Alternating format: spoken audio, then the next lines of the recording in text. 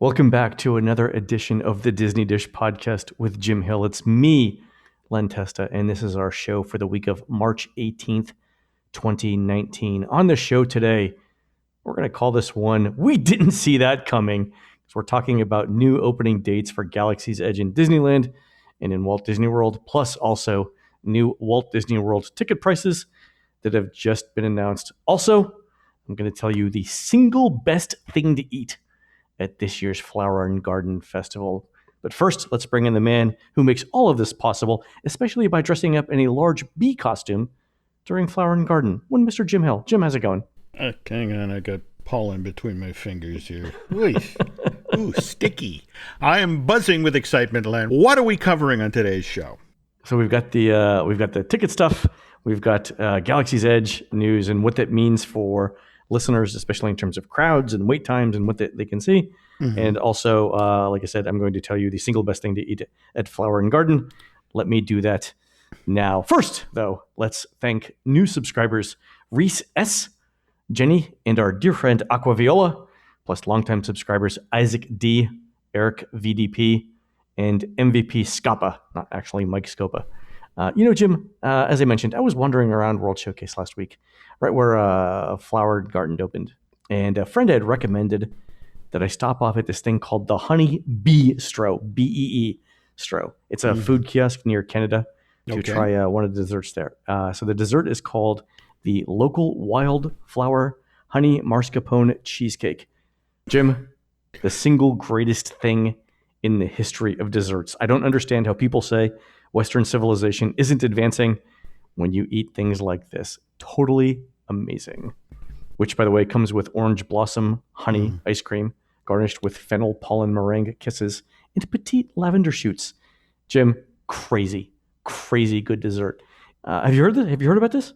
No, to be honest, I'm surprised anybody makes it to Canada these days. What with the line for the orange bird? It's just sort of like all I see these days are just lines stretching to Lakeland. The orange bird is the must-have accessory of Flower and Garden this year.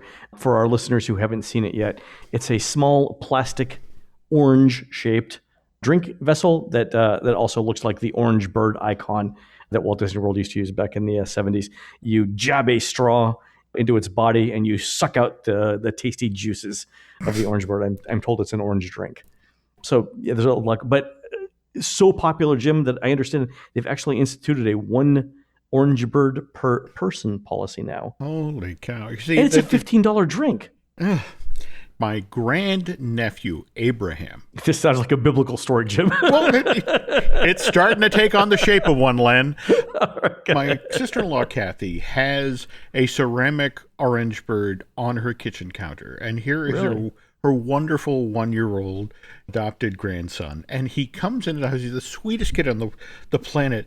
But when he sees the orange bird, he becomes this demon. It's like, I must have the ceramic orange bird.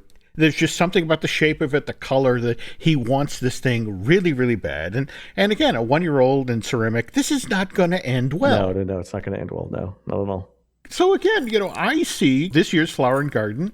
What are they offering? They're offering a plastic version of Orange Bird, and it's just as appealing as the ceramic.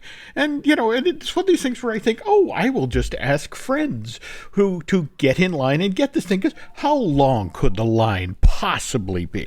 Half an hour?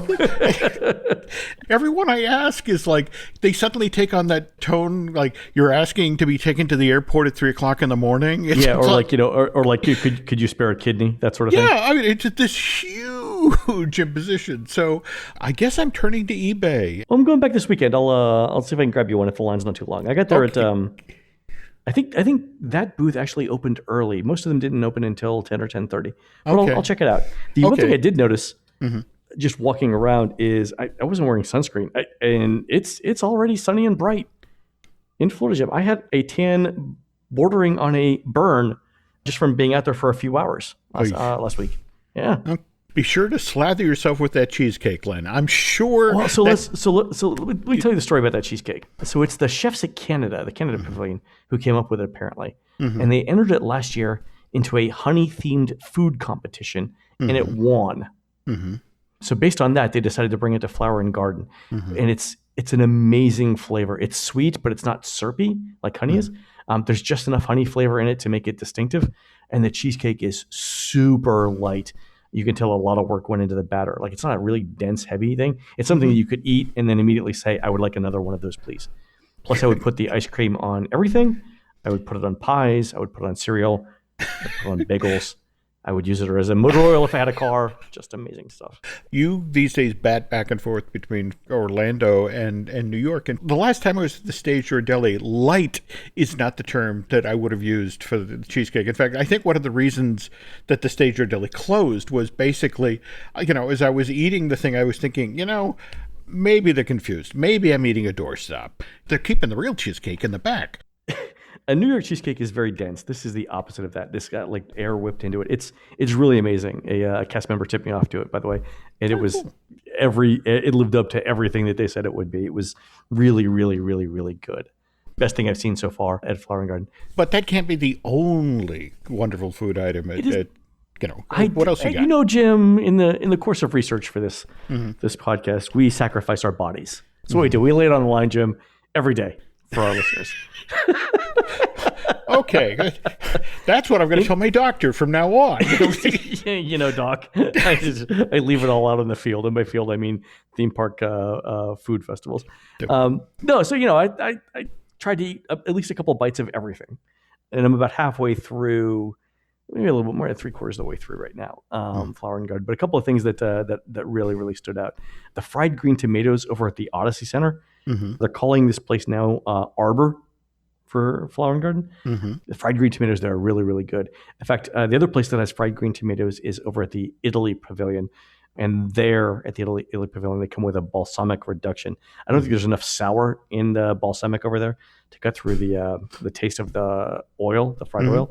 But they were super hot over at Italy. But yeah, the ones over at Arbor are really, really good. The other thing over at Arbor that wasn't bad, they're doing like a smoked salmon stacked sandwich, which is super tasty as well. The other thing I liked, and this was a surprise, is something called the Flavorful Kitchen in Future World West.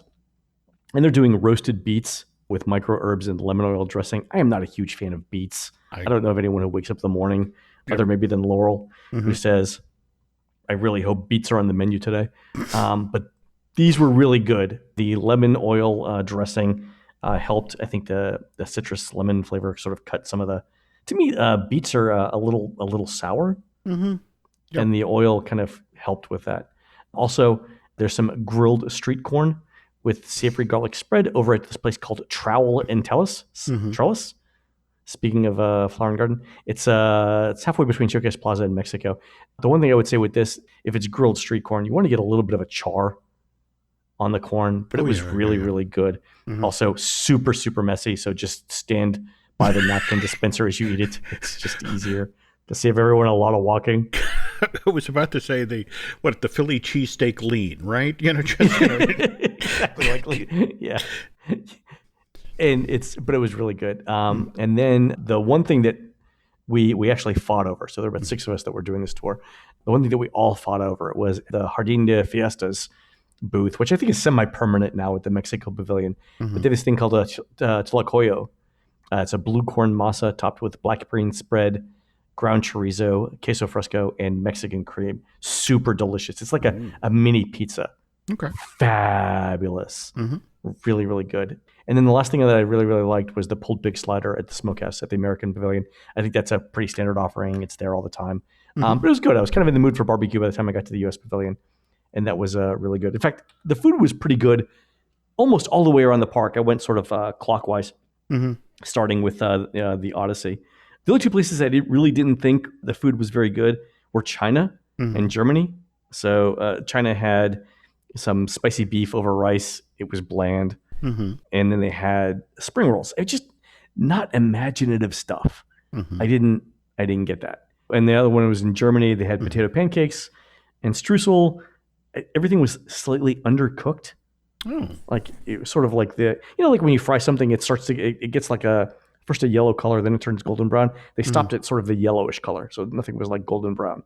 So as far as I'm concerned, kids, save your money there. Okay. Like I said, I'm headed back later this week to finish up food tasting.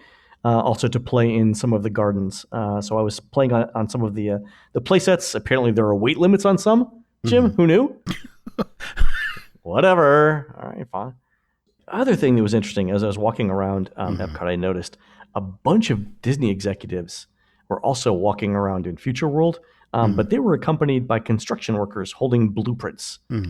What do you make of that, James? We've just saw that bunch of demo permits filed, and I was making some more phone calls in regard to the whole sort of reinventing the Heart of Future World, the pulling down of Communicore invention or innovations and all that. They really do want to have as much of this as open as possible for the 50th, and should probably be ready for construction fences to start going up just as Flower and Garden is shutting down. So the first construction fences, I believe, went up yesterday. There we go. What's going to get challenging here is you're talking about basically shutting down access to the Heart of Future World and directing people around as you pull down these buildings. Yeah. They've already warned the folks going ahead for the other festivals during the year. They reached out, for example, to the concierges who work at all of the higher-end hotels and basically said, look, you need to modify the times you tell guests to get to the park to do shows starting in June, July, and August. That it's going to be a longer walk. They're going to be that much more frustrated. You might want to suggest, say, coming in, if they're doing one of the shows at the American Garden Theater, that Uber over to, say, Boardwalk or that sort of thing. Boardwalk or Beach Club, yeah. Yeah. So that's what I've been doing. I've been getting dropped off at Boardwalk and Beach Club. It's just easier for the American Garden shows. But you're saying that this is going to affect Future World too. That's really interesting that Disney would tell people to not to take Disney transportation. Perhaps they're suggesting minivans. The first people to be contacted to be looped into what's going on are the concierges, who are obviously dealing with the Disney equivalent of whales, your higher end customers. And we're about to enter an 18-month-long period where, things are going to be changing at Epcot. And, we still want your visit to be pleasant. So do this instead of the usual. So Disney's approaching people who are staying at club level rooms when they're doing this, their pre-trip planning services, the pre-trip planning services that Disney offers. That's when people are getting notified of this? Right now, it's about getting the concierges looped in. And then it's a question of, they've also been making these folks aware. It's like, we're going to need you in about 3 or 4 months' time to come in because we're starting to do the informational sessions for the 50th. Oh, got it. And in fact, supposedly at that time, they will also be briefing them on how Walt Disney World will be handling its Galaxy's Edge issues, which we'll get to at the second half of today's show. We will. Speaking of Disney executives in Epcot, I understand there was a Bob Chapek sighting in Orlando earlier this week. Yeah, kind of unfortunate timing with that. We did have that gentleman who was killed backstage in construction at Epcot. But yeah, he was in to check on progress with Galaxy's Edge, get a status on what's going on with Ratatouille, and just to sort of take one last look at this version of Communicore Interventions before Epcot effectively gets a heart transplant. I'm very interested to see what comes out of this in the next couple of months. Hopefully I'll get some photos. We can post them on Twitter. All right, folks, let's do the news. Don't forget that Disney Dish News is brought to you by Storybook Destinations, a trusted travel partner of the Disney Dish podcast. For a worry-free travel experience every time, book online at storybookdestinations.com. And don't forget, they've got that Disney Cruise Line cruise with our friend Scott Sanders of the Disney Cruise Line blog coming up June 19th to the 23rd. It's a 4-night Bahamian cruise on the Disney Dream with a double dip on Castaway Cay. You can ask Scott, if you're on that cruise, all about what's coming up with the Disney Cruise Line in the future. Sounds lovely. All right, Jim, this week, in fact, yesterday, as we record this, Disney announced new ticket price increases for Walt Disney World. We knew it was coming. We didn't know it was going to be so soon. So this is what the last ticket price increases were in October. So October to November, November, December to January, February, March, 5 months ago? Yeah.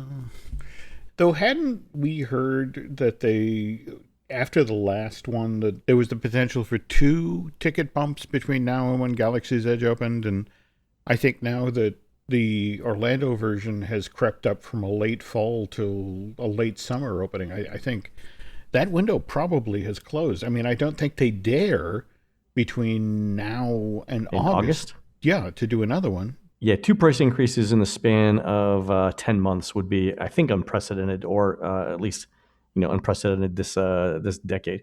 Hmm. I do expect one before the end of the year, though. So sometime maybe after Galaxy's Edge opens, but before Christmas. That And makes speaking sense. of Christmas, Jim, Hmm. did you see how much one-day ticket prices went up for peak period? Uh, $30 per person per day, 129 to 159. So if you're going over Christmas now, $159 plus tax. I looked at that number, Jim, and it's just for the period around Christmas. I looked at $159, and I got to admit, 60% of my original reaction was that's not going to be enough hmm to keep the crowds away, especially if Galaxy's Edge is as good as everyone says it is. My only concern with that is there's sort of that metric of people need to get 10 rides in a day or 10 ride show attractions to feel Right. like they're getting a good return on their investment. And anybody who's been to Disney during the Christmas week knows that that's a challenge, even with, a good touring plan lines app in hand. Yeah, you need to show up pretty early to get your rides in. And that's, the parks are opening at 7, which means you can get there at 6:30, 6:45, and really get started. And there is a bonus to that, right? Because a lot of people aren't willing to do that on their vacation. But you can definitely get a ton of stuff done. The last year that I was in the parks on New Year's Eve and using a touring plan, we did 35 attractions by 5 p.m. Woof. So still possible. Okay. How many of those rides involved use of taser?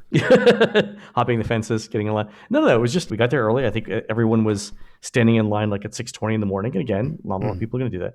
But the first couple hours the park is open, it's like any other day. It's just that it's very, very early, and at the time it was a little bit cold.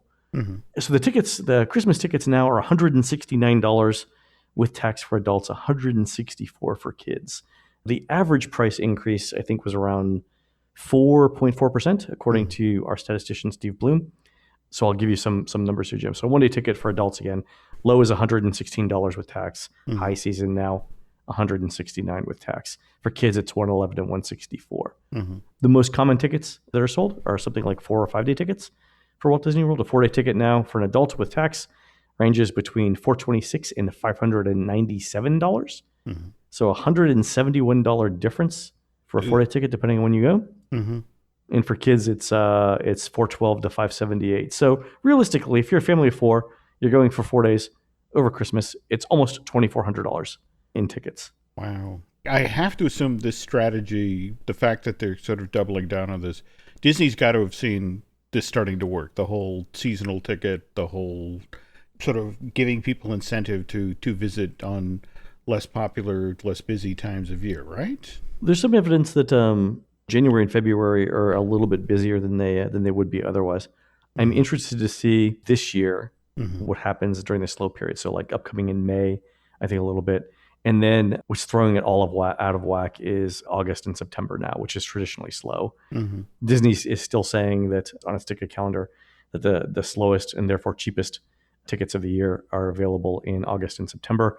I don't know that the people who sell tickets have been told that Galaxy's Edge is opening August 29th. Yeah. Jim, you got to read your email every day. That's what I'm saying. Every day. It's important. It's important. Read the newspaper. Check Twitter. But more on that later.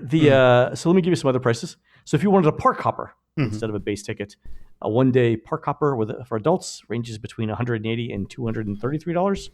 For kids, that's $175 to $228.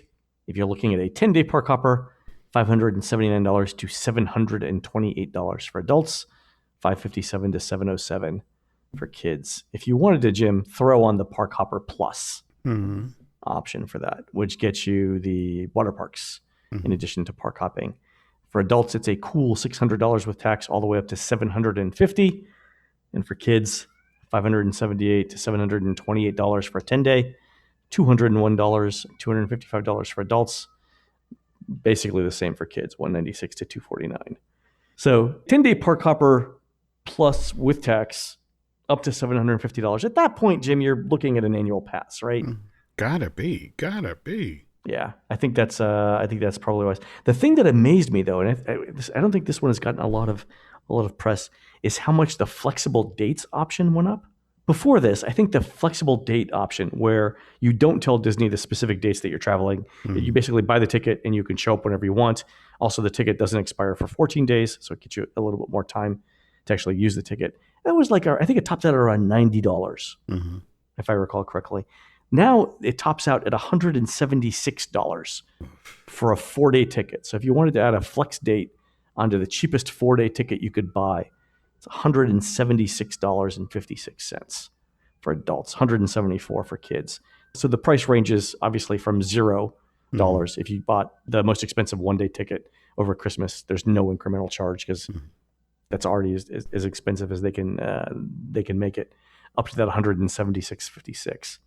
That's an amazing range. No, I agree. But at the same time, you can see what Disney's ultimate agenda here is. They want to know when you're coming, because that's exactly it. Even if you so aside from the 1-day tickets, if you were to add the flex date option to any ticket, any 2 to 10-day ticket, even if you picked the most busy day, like let's say you bought a 2-day ticket and you were originally going to go Christmas and the day after, so the 25th and 26th.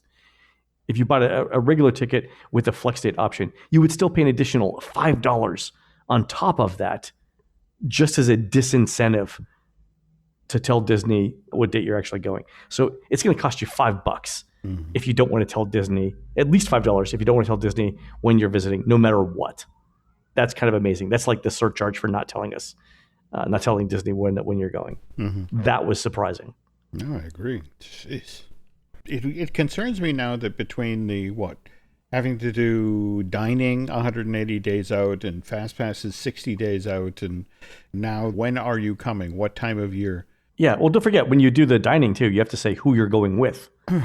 So it's not only like, you can't just make a reservation for 6 people. You have to tell Disney which 6 people specifically it's going to be. I get for a lot of people that a trip to Walt Disney World is a once in a lifetime thing, but this is really starting to sound more like homework. There's a whole aspect that I don't want to compare vacation to colonoscopy, but the whole notion of, you got to drink this giant thing before you go in tomorrow. I want to go on vacation. I want to enjoy myself. And it's just, it's 3:45 tomorrow. You'd better be in the park in line for this ride or you lose your window. I think there's an opportunity actually for Disney to offer a service where you don't have to worry about any of those things. Like for an additional $500. Show up whenever you want. We'll get you whatever fast passes you want. We'll get you whatever dining reservations you want. Do you think that there would be a market for that for some people who aren't staying club level? Give me a certain amount of money and we'll just make it all happen on the Disney side. I'm terrified that somebody is sitting in Orlando right now with a notepad going, "Ooh, hang Brenda, on. Take a memo." There we go. So, yeah, I think that's it. All right, James, let's do a quick commercial break. Coming up after that break, Disney has announced opening dates for Galaxy's Edge that are much sooner than anyone has anticipated. What does that mean for you? Jim and I will have all of the details right after this. This episode is brought to you by LinkedIn. Healthcare professionals can lead their careers with LinkedIn. Discover jobs by specialty, preferred shifts, and even desired salary. From mental health therapists to radiology technicians, it's now faster and easier for healthcare professionals to find the right fit. Learn more at linkedin.com/healthcare. Side effects may include faster job placement, improved work-life balance, and increased career satisfaction. This podcast is brought to you by Carvana. Carvana lets you buy your next car on your terms. Explore a massive inventory online, filter for what matters, and find your perfect match. Then choose delivery to your home or pick it up at one of Carvana's iconic car vending machines. Every car also comes with a 7-day money-back guarantee, so you can make sure it's the right fit. Buy your car on Carvana. Delivery or pickup fees may apply. Limitations and exclusions may apply. See our 7-day return policy at Carvana.com. Carvana. And we're back. All right, Jim. Also last week, big news. Disney announced that Galaxy's Edge was going to open May 31st in California and in phases. And also, Walt Disney World's Galaxy's Edge was going to open August 29th, also in phases. Jim, what did they mean by in phases? What that means is that Rise of the Resistance is proving to be problematic. And you and I talked with our friend Carly A couple weeks ago. a couple of weeks ago. And I checked with her today before we were recording because I wanted to be sure about this. But at any time when you were on this tour, did anybody say anything about Rise of the Resistance being delayed? Or for that matter, over the entire press event, did anybody say anything about this place opening in phase? And she said no indication at all. Now jump ahead, March 7th, annual shareholders meeting. Anaheim opens May 31st, and the Orlando version opens August 29th. And only now are we getting, we're opening in phases. This decision to do this was made in a less than a 2-week window. That evidently the autonomous vehicle that is used to move guests throughout a major portion of Rise of the Resistance is proving to be problematic. Oh, is that what it is? It's the ride vehicle. We've had Disney attractions that use autonomous guided vehicles. I mean, for example, when you get on Tower of Terror in Florida and you do the fifth dimension, you travel out of one drop shaft, you go through the fifth dimension space, and you go into the final drop shaft. But that's only 40 feet, Len, from the very back of the elevator you're in to cross that space to getting to the next elevator. Sure. Evidently, the issue with Rise of the Resistance is it has to travel like 20 times that length through various show scenes, stop and start, and it's just not working the way it's supposed to. But doesn't Disney have trackless ride vehicles in like Shanghai, in Tokyo? I mean, this isn't completely new technology to them, right? Bob Chapek himself said, this is the most ambitious attraction we've ever built. The finale of this thing, when the Star Destroyer is being attacked by the Resistance, you're inside a vessel that's being fired on, and Finn cuts in and, we found a way off the ship for you. You have to make your way to this escape pod. And it's your autonomous vehicle has to make it into this room where they then simulate that you're in escape pod dropping back to the planet of Batuu. Then you exit and, find yourself next to the Black Spire equivalent of the gift shop. Okay, so hold on for a second. So you mentioned a detail here that I hadn't heard before, and that's that in the escape pod, you'll still be in your autonomous ride vehicle. I thought you were getting out. And getting in something else. No. In fact, okay. See, that's the thing. You get out when you're back on Batuu. When you are taken to the interrogation room and they, like I said, your initial transport, there's 48 of you. Then they break you down into 2 groups of 24 who are put into different interrogation rooms. And then you're on foot at this point. You're on foot in the room, but then when you escape, you're broken down into groups of 12, and you then get in this droid-driven autonomous vehicle. Okay, so my understanding, the way I was picturing it in my head was once you get in the 12-person vehicle, eventually you got out again and then got into the escape pod. But okay, now that makes more sense. They only want at that point, the escape pod's back on Batuu, you get out at that point, the ride experience is over. This attraction, you start from the briefing at the beginning with Rey and BB-8. There are 19 different show scenes in this thing. Yeah, I mean, even if each one takes 30 seconds, that's 10 minutes right there. Yeah, so as recently as January, this thing was opening in June. As far back as the fall of 2017, that Florida was running at least 3 months behind schedule, which, by the way, is not Woodward and Bernstein level work, Len. I mean, yeah, Big Thunder and the Railroad and the Rivers of America stuff out in California closed January 11th, whereas Disney Hollywood Studios only shut down Lights, Motor, Action and Streets of America back in April. So it's like, if you're 3 months, there's a 3-month time between when they open, there's a reason they started 3 months later. And then... Yeah, not a revelation to anyone.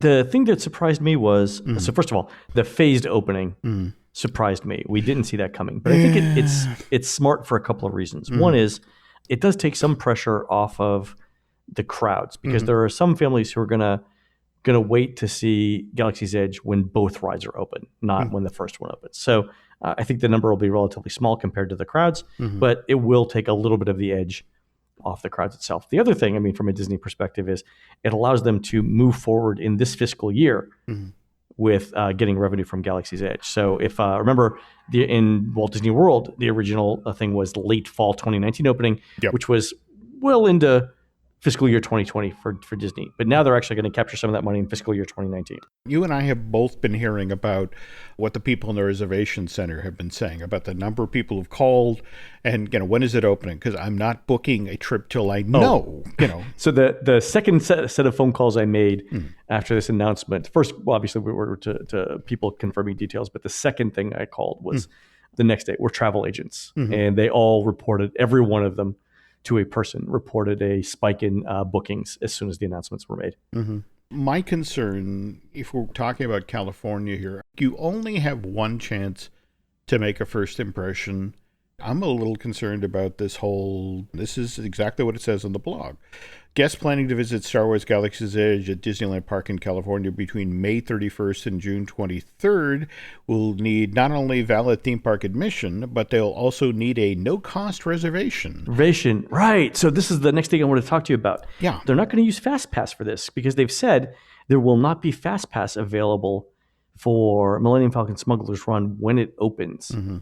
But you will need a reservation to get in the land itself, right? And so what they said was, if you're staying at a Disney hotel, you get one guaranteed entry during your stay.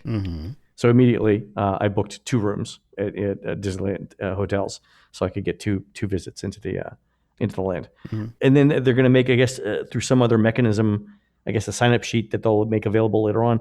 You'll have to get a reservation to see it. If you're just a regular day guest. Did you catch the other thing that was buried in the blog listing that capacity is limited? Oh, it's not buried anymore, Jim. It's on the front page of the Disney website every page you go to now. Yeah, there's this warning. Yeah, so they're telling people not to expect to get in. Yeah. Well, they have to. I mean, they have to start prepping people, right? No, absolutely. I think it's important to get that realistic expectation. My concern is that I think people who are going to Walt Disney World will understand this. I am genuinely concerned about California with its huge number of people who have annual passes. Right. Yeah. It's still amazing, immersive space. They're going to do some amazing cutting edge stuff here. And the fact that they're smart enough to know that, well, look, the first summer that Smuggler's Run is going to be up and running. It'll be up and down a lot. So it's like, don't do fast passes that we can't possibly honor. That's a tough but a good adult call. But there are other reasons for not using FastPass, and I think Disney's making the right move here. Number one, if there was FastPass for this ride and they did general admission, if they just let people in, the line would be 30 hours long. I did the math on this, and I did posted. I was quoted an article on it. So let me just do the math here. So let's say that just to make the math easy, let's say that Millennium Falcon Smuggler's Run does 1,000 people an hour, and it doesn't. It's like 1,800. But again, just to make the math work, at 1,000 people an hour, 75 or 80% of the ride would be dedicated to FastPass. So that would mean that 800 people would get FastPasses, 200 people would be standby. All right, in an hour. Right. Yeah. So every 200 people in line, Jim, would be another hour of wait. So 1,000 people in line would be a 5-hour wait. Given that Disneyland holds, 70, 80,000 people? Yeah. Okay. What percentage of them do you think, if they could get general admission into Galaxy's Edge, what percentage of those 70 or 80,000 people do you think would want to get in line for Millennium Falcon Smuggler's Run? If it's 10%, the line would be 35 hours long. That's why they're not using FastPass. Okay. No. Right there. No. Right there. Right there. And kudos to Disney for being bold enough not to implement FastPass on the ride, at least to start with. I did some research on this, Jim. Do you know when the last major ride was to open without FastPass? It's interesting you say that. Do you challenge me on it? I went and looked at the GM test track back in March of 99. And do you know why, Jim? Do you know why it didn't have FastPass? Why? Because FastPass wasn't invented yet. That's true. It actually predates FastPass by like 6 months. Yeah, July 1999. Love FastPass. In fact, look at the first park that FastPass even shows up in. Animal Kingdom? It's Animal Kingdom. Yeah.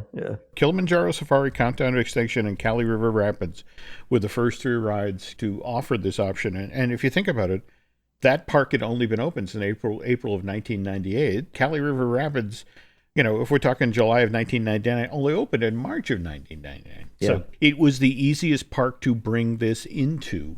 Circling back to the difference between Disney World and Disneyland's version of Galaxy's Edge, that really is my concern now, is that I think the huge number of annual pass holders who have this sense of false entitlement when it comes to Disneyland, I worry about that first summer when they aren't going to get in, or more to the point, that first 3 weeks or so where they have to have a reservation to get in, or the very thing you were talking about, that the easiest way to guarantee you're going to get in is to have a hotel room at the Paradise Pier or Grand Californian or the Disneyland Hotel. And it did. I booked reservations, and surprisingly, there's still some affordable reservations available. Here's the thing that surprised me, though. So a friend of mine booked a VIP tour for May 31st.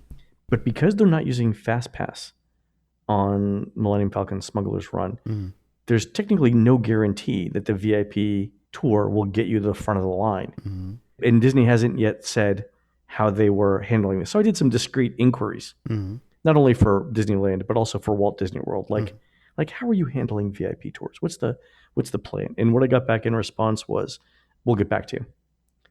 And that tells me that this decision to open the park was made pretty quickly. Yeah. This is the Disney company making the decision, from January 4th, Iger talking to Barron's, this thing's open in June, to it's opening May 31st. Okay. Back to 2014. Universal Studios is working on Diagon Alley, and for much the same reason that Galaxy's Edge has fallen behind schedule, Diagon Alley falls behind schedule. Diagon Alley was announced as opening summer 2014, and in fact, people assumed, okay, so that's June 21st, and in fact, June 13th of that year, this huge frenzy launches online because this piece of video shows up very quickly and then gets pulled down on the Universal website, which announces a June 30th opening for Diagon. I remember this. Yeah. It was there. It was gone. Universal looks at this situation and it's like, okay, we have this wonderfully themed, heavily immersive land with, shops and restaurants, but we only have one ride. At this point, Gringotts is still having operational issues, and the only ride they're going to be opening with is the Hogwarts Express, the transportation experience back and forth from Hogsmeade to Diagon Alley. And they make the tough call of, we're not ready. Let's push off the opening to July 8th. Even July 8th, Gringotts was still pretty iffy for a while there. And I remember this because they were selling packages based on the opening, and there was a ton of feedback. I mean, there's a ton of backlash. Yeah. So this is a Universal that still feels the burn from when it opened in 1990, and Kong couldn't operate on a regular basis, neither could Jaws. So this was a group that had learned the hard way not to open with something that disappointed, and they kicked the can down to July 8th, and here we're looking at a Disney that decided, okay, we're opening a month early. I'm a little concerned about that, Len. You don't think it'll be ready? I mean, I think that given the fact that they've already announced the dates and they were so aggressive in moving the dates up, they have to be really confident that they're going to hit the dates for what they've announced, right? I mean, don't you think? I think this thing is going to open come hell or high water. When Disneyland opened in July of 1955, it wasn't exactly ready either, but that wasn't in an era where people have iPhones, and that wasn't in an era when you had roughly 1 million annual pass holders with a sense of false entitlement.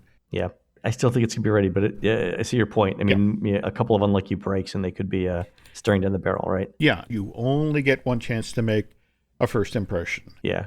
Maybe that's why they're limiting it to the number of people. It's also could limit collateral damage if it's not ready. But yeah, Jim, I want to talk to you real quick about Galaxy's Edge in Walt Disney World. So unlike Disneyland, Disney hasn't said that they're going to do reservations to get into Galaxy's Edge. It's general admission. Yeah, and again, in talking with friends in Orlando about that, they're like, yeah, we want to watch that first summer. Maybe is that it? That they're just waiting to see what happens at Disneyland before they announce it? Okay. If it is in fact a PR nightmare, that is the fear. You not only need admission to get into the park, but you need a reservation to get into this part of the park. And Disney World really wants to hang back. And it's like, if the opening of the Anaheim park blows up in their face that Disney World wants the option to go in an entirely different direction. Okay. So they'll see this happening May 31st. They'll have all of June, all of July, and most of August to say, you know what, here's a better way of doing this. There we go. So a couple of other quick things. They also said that they're not going to use FastPass for the first month again. That means, or the reason why they're doing that is to avoid the 35-hour waits in line. They also give height requirements, right?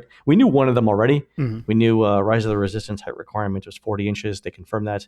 But Millennium Falcon Smugglers Run 38 inches. Those aren't terribly tall height requirements. They're, relatively young kids, both pass that, so shouldn't be a big deal there. Jim, when do you think Rise of the Resistance will be ready in Walt Disney World? The language that is being used right now is that Rise of the Resistance will be ready a few months after opening. I have to tell you from talking with friends, that's a little optimistic, maybe very optimistic. What's happening right now is that a lot of the people who are working on Rise of the Resistance are actually pivoting over to Smuggler's Run to make sure, that has to work for opening day. Absolutely. Yeah. And then the thinking is that as soon as the park is open, we can then throw, and the beauty of Rise of the Resistance is that it's all inside of a giant show building. So they can run crews in there 24/7, out of sight of the public. They can be doing ride testing. Smart point. Yeah. Yeah. The hope is that because they're talking months to have it open in California, the hope is that if we don't make August... Okay, I was thinking August too. Yeah. And again, taking everything that they learned from the ride testing and that sort of thing and applying it to Orlando. So they're hoping that they can, if not have it open for opening day, that it's kind of the equivalent of what happened with the Imagination Pavilion. That, Epcot opened in, October of 82 and Imagination opened shortly after that, March. But they're hoping rather than months, they're talking weeks, 3 weeks, that sort of thing. But you think it'll open in Walt Disney World this year? Yeah. Walt Disney World, if you talk with the folks there with their Galaxy's Edge project, it's just sort of like, we want to be the good one. We want to, we want to open with no complaining guests, and yes, we'll still have the same capacity issues. But on the other hand, did you notice, at least there they were talking almost immediately about, the early morning access to guests staying in, hotels on property. I didn't see that. Was that going to be available? Is it going to be available for morning extra magic hours? That is the plan, supposedly. I just found that intriguing about Anaheim, that really didn't seem to be pushed in the same way. Right. But on the other hand, I guess, and again, this is something I got from concierge friends, to the effect of, we're going to take a lot of the pressure off of Galaxy's Edge by doing that, by, making these time periods exclusive to guests staying at Walt Disney World hotels, but also, oddly enough, bundling that with Toy Story Land. Okay, so this is going to be the next, this kind of leads into the next thing I was going to ask you. Have you heard anything about like special preview events or after hours events that are for Galaxy's Edge? Have you heard anything at all about that, or when we're going to hear anything about it? This is Toy Story Land Revisited. They are going to be working on this thing, painting, finaling the land right up until it opens. That I apologize to all you annual pass holders out there, but you should be ready for the fact that if you're looking to get special access to either the Anaheim or the Orlando version, it's going to be months after the fact. Really, you think? Oh, no. The pushback from the folks at Imagineering about you're going to put all of these crowds into these highly themed immersive areas. And it's like, we are going to need every hour after we chase the guests out to do repairs, to do repainting, again, this is... plaster cracks. Stuff happens, yeah, right? That's it's exactly. like the first year a house that you're living in a new house. It's that's it. Recalc everything. You've got, I missed this paint, and why is the screw sticking out? And seriously, the earliest that people should expect special access for annual pass holders is 3 months after opening, and it potentially pushed out as far as 6 months. All right. They will, however, try to make that an extra special, amazing event, but Disney has never done anything like this before, and they're dealing with expectations and pressures that have never been associated with that they've never seen before. Yeah. So, well, I can't wait to see it, and I'm excited to see what other details that they reveal, especially if they do opening dates, preview events after, if they announce it even for after it's opening. I'm super excited to see what the details of that are going to be. Same thing here. And I don't mean to have sounded as negative as I have, because, the hard reality is that even when this opens and even when this has issues, we jump ahead a year or two. Yeah. It's going to be amazing. It's going to be the thing that you talk great. about. But they've never done anything like this before. So there's going to be a huge learning curve. Patience all the way around. There we go. Patience all the way around. All right, folks, that's going to do it for our show today. On next week's show, Jim is going to reveal some really interesting hints he's got about the kinds of attractions, shows, and restaurants Universal may be planning for its next theme park. And for more of our shows, head on over to disneydish.bandcamp.com. Don't forget, we're produced fabulously by Aaron Adams, who's projected as an early third-round pick in the upcoming NFL draft.